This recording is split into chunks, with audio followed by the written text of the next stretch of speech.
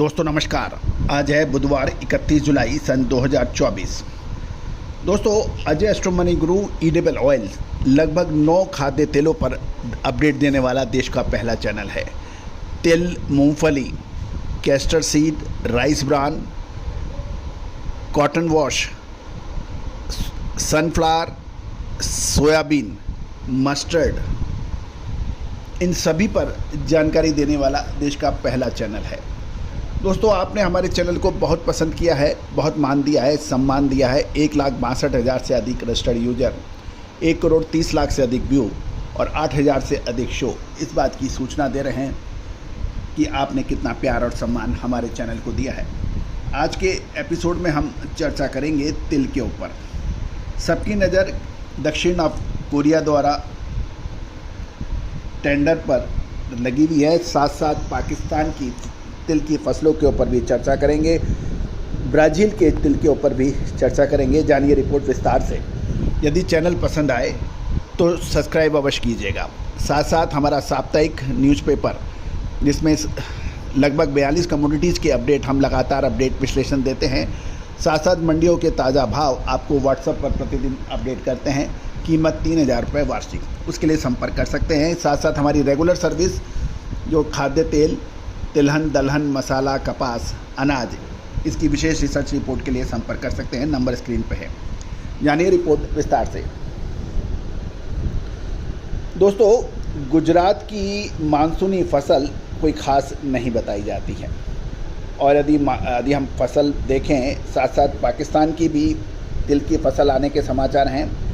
खबर निकल के आ रही है गुजरात में मानसून की फसल कोई विशेष नहीं है, लेकिन मध्य प्रदेश, उत्तर प्रदेश और राजस्थान में तिल की बिजाई में 35% कमी के होने के समाचार मिल रहे हैं। जहां भी बारिश ज़्यादा हुई है वहां इन चारों राज्यों में मिलाकर 1.25 से 1.50 लाख टन की फसल के होने के अनुमान है, जो पिछले साल 2.25 से 2.5 लाख टन के बीच थी। यानी इस साल लगभग 1 लाख टन फसल कम होने की उम्मीद है, लेकिन अभी कुछ कहना जल्दबाजी होगा क्योंकि अभी पूरे आंकड़े नहीं मिले हैं। गौरतलब है कि गुजरात में गर्मी के तिल की फसल अब मुश्किल से 8-10-12 हज़ार टन ही बची है, और मध्य प्रदेश में भी 10 से 12 हज़ार टन का स्टॉक है। पूरे देश में दक्षिणी कोरिया का टेंडर चले ऐसा तिल का स्टॉक 10 से 12 हज़ार टन है, जिसकी क्वालिटी अच्छी मानी जाती है, जो एक्सपोर्टेबल है। अगर दक्षिण कोरिया से 10,000 टन टेंडर का 50 से 60% सफ़ेद तिल का ऑर्डर मिलता है तो इससे घरेलू मांग बढ़ जाएगी, तो 5 से 10 रुपये किलो तक की बढ़ोतरी होने का अनुमान एक्सपोर्टर्स लगा रहे हैं। भारत को 5 से 6,000 टन का ऑर्डर मिलने की संभावना है। आज तक टेंडर में पाकिस्तान को कभी 3 या 4 हज़ार टन से ज़्यादा का अभी तक ऑर्डर नहीं मिला है, लेकिन गौरतलब है कि पाकिस्तान की मानसूनी तिल की फसल लगभग 3 से 3.5 लाख टन के बीच का होने का अनुमान लगाया जा रहा है। यदि वर्तमान में देखें तो वहाँ पर लगभग 100 टन डेली की आवक होने के समाचार मिल रहे हैं, लेकिन ये क्वालिटी हल्की है वहाँ पर पाकिस्तानी तिल की। पाकिस्तान में इस साल जिन इलाकों में गेहूं, राई और सोयाबीन की बिजाई होती थी, वहाँ पहली बार तिल की बुआई की गई है, और 15 दिनों के बाद पूरी स्थिति क्लियर होगी कि क्वालिटी कैसी है, किस्म कैसी है, और पाकिस्तान की तिल की फसल का पूरा सटीक अनुमान 15 दिन बाद ही लग सकता है। पाकिस्तान में तिल की कीमत जो मौजूदा समय में लगभग 14 से $1450 प्रति टन बताई जा रही है। पाकिस्तान में तिल की कीमतों में कमी है, लेकिन भारतीय तिल की कीमत में भी गिरावट देखी गई है। भारत में तिल के दाम अभी जून में कोरिया के आखिरी टेंडर से 10 रुपये प्रति किलो कम है, जिससे ऑर्डर अच्छा मिलने की संभावना बन सक रही है। गौरतलब है कि ब्राज़ील से आयातित तिल अगस्त के अंत तक आने की संभावना बन रही है, जिसकी कीमत $1,320 प्रति टन बताई जाती है, जो हॉलिंग गुणवत्ता वाला तिल है, और इसे फैक्ट्री मूल्य पर 2,300 रुपये उससे आता है, और प्रति कुंटल, और 115 रुपये प्रति किलोग्राम की पैरिटी पड़ती है।